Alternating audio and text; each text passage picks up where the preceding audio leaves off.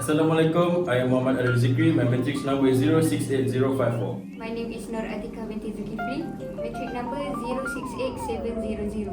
My name is Ada Ashiki binti Zaidi. My matric number is 068098. My name is Nur Amira binti Syamwat Nazri. My matric number is 068699. Assalamualaikum, my name is Ahmad Kaizuddin Aizat bin Abdul Qadir, matric number 068347. Assalamualaikum and hi everyone. Today we are going to have a short forum regarding the cancel culture.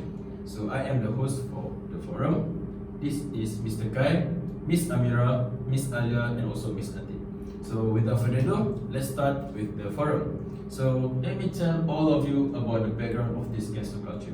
So basically, in 1991, there is an experiment called Renro Sensuo, which means human flesh search in Chinese slang. And at first, it involves Wang Min, which is the netizens, and also Wang Yao, the web friends. And they are investigating the things they are interested in. So at first, it was done within the fandoms only, but then the attention turned to the wrongdoers to show the decrease of moral in the people. And there are cases like a woman with a kitten to death, and also people who are involving directly in corruption. So when they know who the wrongdoers are, their identities were shared online, they were harassed, and also they are expelled from the community. And at first, the Westerners thought that it will not happen to them because they are too individualistic. But then this is the way of America now, and we call it cancel culture. So what is cancel culture? Cancel culture is a practice of mass cancelling in a way of disapproved things. And for example, when a public figure does something that the community doesn't accept, they will get backlashes and will get ignored by their own people. And I think this is very toxic because it can affect one's mental health. So, Miss Alia, what do you think about this? Thanks, Mr. Arif, for the information. So let's now talk about the benefits of the cancel culture. First, cancel culture make it possible to educate people who has done wrongdoings for their future. Sometimes people just talk and do whatever they want without thinking about the consequences. For example, Waini Khairi, a TV personality in Malaysia, was close to be cancelled because of the skin color discrimination that she did in her recent TV drama called Dayang Senandung.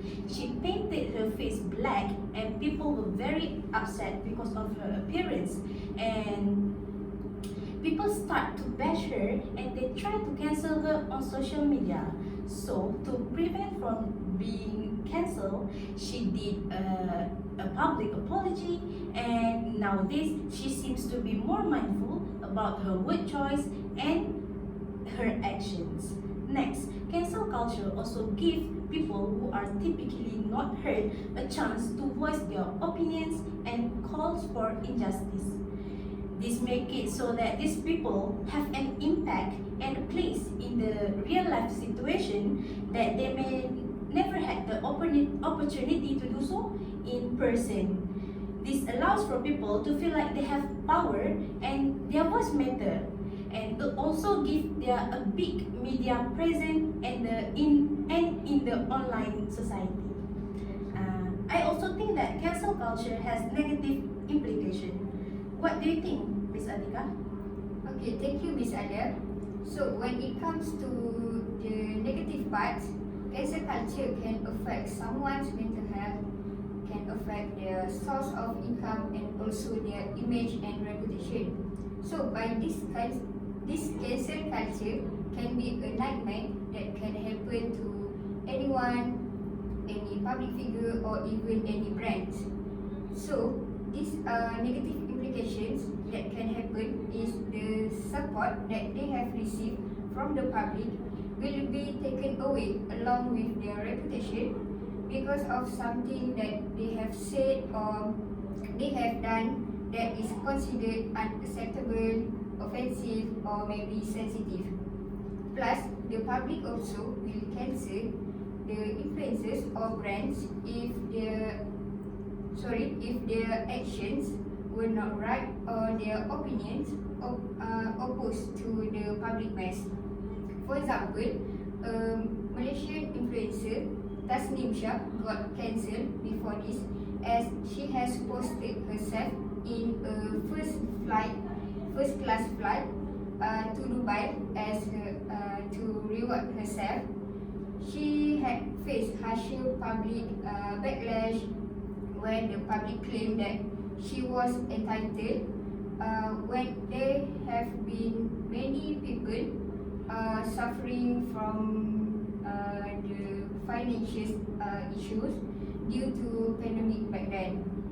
And for another example is Vivi Yusof, the owner of Dark Group, if you know, who had an issue with copying a local brand's design.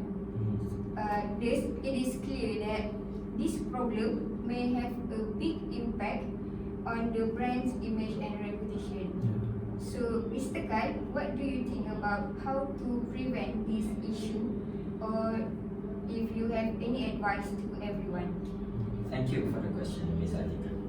So, in my opinion, there are two things that you can do to prevent cancel culture from happening. So, first is communication policy. This is for the people that publicly speak or publish content on your behalf. They should follow strict rules as to what they can or cannot say and which topics to avoid. So there are some rules in communication policy. So first, photography rules. Do not post a picture involving a person without their consent. And second, accuracy rules. Please get your facts straight before you post something on the social media. And also consider what could happen if you post something that is factually incorrect. You could cause massive backlash, especially if it's a sensitive issue. And second, I would suggest that you always avoid controversy. As a member of the society, I understand using your image to support things that you think is fair and right is very tempting. But think twice before you do so, because it might cost you a lot. Your words might end up working against you and your brand, and can cause a crisis that your team may be unprepared to handle.